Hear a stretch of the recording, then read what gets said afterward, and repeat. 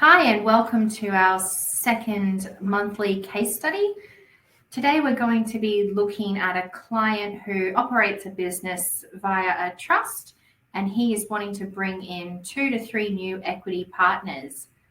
Now, obviously, because he's in a trust, he can't give equity away or sell equity. So we need to consider, well, what can the client do in order to bring on these new participants?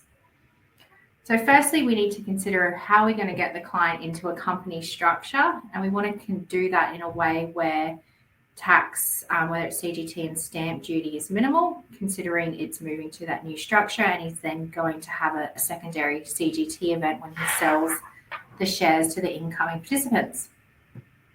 So in these circumstances, a trust has the ability to use a Section 122A rollover in order to roll over all of the business assets into the company. One of the requirements of this rollover is that that trust is going to be the sole shareholder of that new company, and that can happen in a manner that is free from CGT. We do need to consider stamp duty consequences when we do transfer or roll over that business to the new company, depending on what state and territory you're in. When you're in New South Wales, obviously you're not going to have any stamp duty and there's going to be no CGT, so that can be done quite cleanly.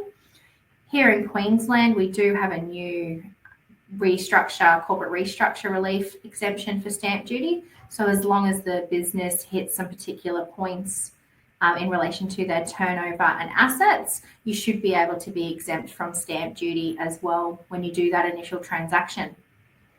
So what we're going to see here is that the client or the trustee uses that rollover, and he rolls over all those business assets into the new company, and he's now the sole shareholder of that company, ready to bring in new equity owners. Now, some of the questions that you might have in relation to that is, well, what happens to the shares? What's my cost base?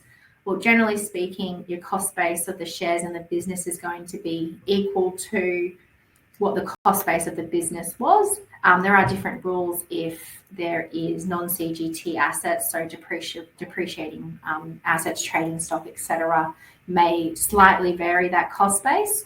If there's pre-CGT assets, there is a different valuation technique used to determine that cost base.